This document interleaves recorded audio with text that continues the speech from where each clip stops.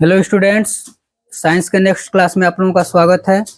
और ये lens chapter का नाम है और ये दूसरा क्लास है लेंस का। इससे पहले एक क्लास हो चुका है और लेंस से संबंधित कुछ परिभाषाएं होती हैं, उनको हम लोग आज पढ़ेंगे। और ये उत्तल लेंस का मुख्य फोकस दो, क्योंकि लेंसों में दर्पण हम लोग पढ़ रहे थे तो उसमें केवल एक फोकस होते थे। अब इसमें दो फोकस होंगे, उत्तल लेंस में भी अवतल लेंस में भी। दर्पण में एक फोकस केवल होता था, क्योंकि ये दो पृष्ठों से मिलकर बना होता है, इसलिए इसमें दो फोकस होते हैं। तो इसमें प्रथम मुख्य फोकस, द्वितीय मुख्य फोकस दोनों लेंसों के लिए पढ़ेंगे और लेंसों से संबंधित परिभाषाएं पढ़ेंगे। और ये वीडियो आपके लिए बहुत इंपॉर्टेंट होने वाला है, तो ध्यान से देखेंगे, ध्यान से सुनेंगे, ध्यान से समझेंगे। देखिए, लेंस हमने बता दिया था कि लेंस क्या होता है इससे पहले वाली वीडियो में, कि लेंस एक ऐसा पारदर्शी माध्यम होता है जो दो गोलीय पृष्ठों अथवा एक गोलीय और एक समतल पृष्ठ से बना होता है, लेंस कहलाता है। ये लेंस हो गया था। अब लेंसों से संबंधित कुछ परिभाषाएं हैं, जैसे प्रकाशिक केंद्र हो गया पहला। अब चित्र में देखेंगे ध्यान से, तो ये प्रकाशिक केंद्र इसमें दिखेगा। ये है आपका प्रकाशिक केंद्र।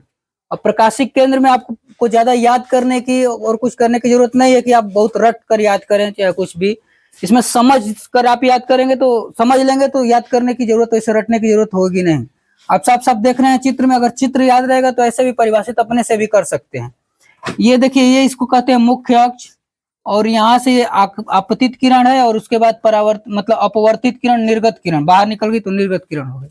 अब देखिए, मुख्य अक्ष पर स्थित वह बिंदु, मुख्य अक्ष पर स्थित वह बिंदु, ये मुख्य अक्ष पर स्थित है बिंदु। तो मुख्य अक्ष पर स्थित वह बिंदु जहां से जिससे होकर जाने वाली आपतित किरण, मुख्य अक्ष पर स्थित वह बिंदु जिससे होकर जाने वाली आपतित किरण अपवर्तन के पश्चात बिना विचलित हुए सीधे निकल जाती है, बिना विचलित हुए सीधी निकल जाती है, उसे ये प्रकाशिक केंद्र कहा जाता है, ऑप्टिकल सेंटर इसको कहा जाता है।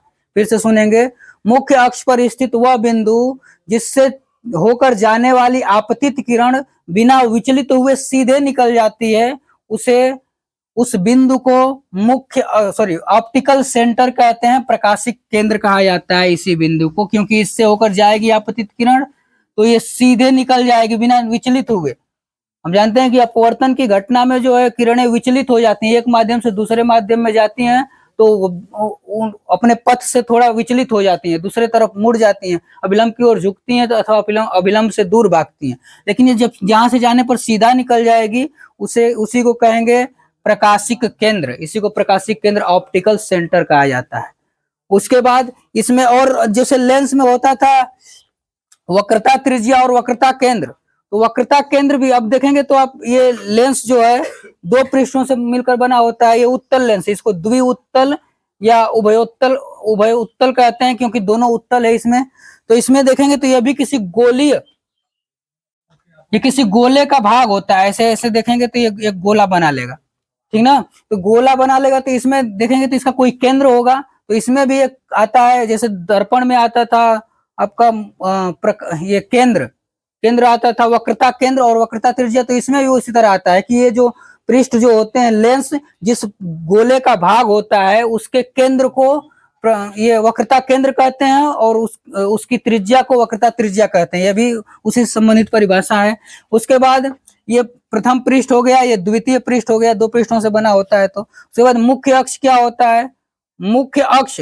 अब ये जो मुख्य अक्ष होता है, ये दो पृष्ठ होते हैं इसमें दो पृष्ठ दोनों किसी गोले का भाग होते हैं। तो इस गोले के गोला का भाग में तो गोला का केंद्र होगा। तो इन दोनों पृष्ठों के केंद्रों से होकर जाने वाली जो मुख्य जो रेखा होती है, एक सरल रेखा, सीधी रेखा, उसी को मुख्य अक्ष कहा जाता है, दोनों पृष्ठों के केंद्रों से होकर जाती है।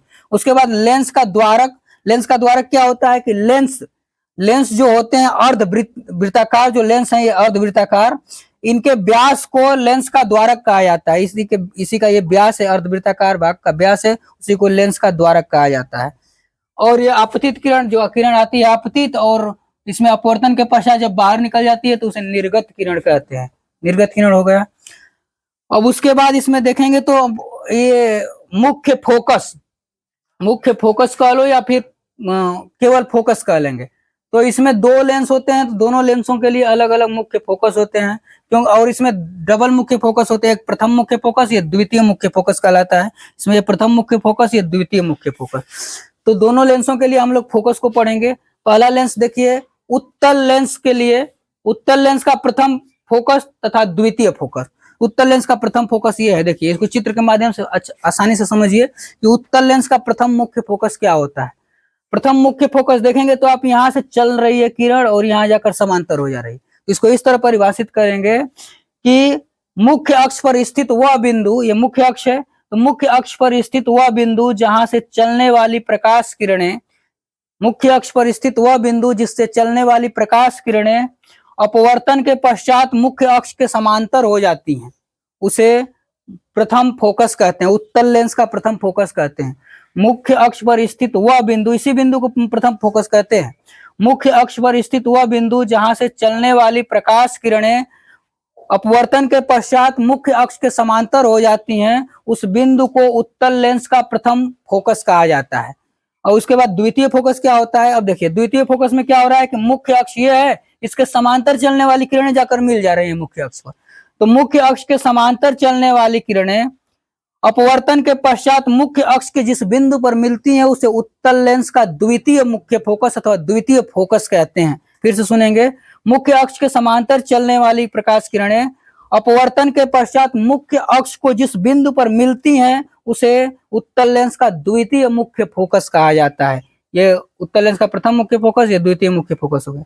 उसी तरह अवतल लेंस में आ जाएंगे, तो अवतल लेंस में देखेंगे तो आप यहां से एक देखिए, मुख्य अक्ष पर स्थित वह बिंदु, ये भी मुख्य अक्ष पर स्थित ही है, मुख्य अक्ष पर स्थित वह बिंदु जिसकी ओर आती हुई किरणें, आती हुई प्रकाश किरणें मुख्य अक्ष के समांतर हो जाती हैं।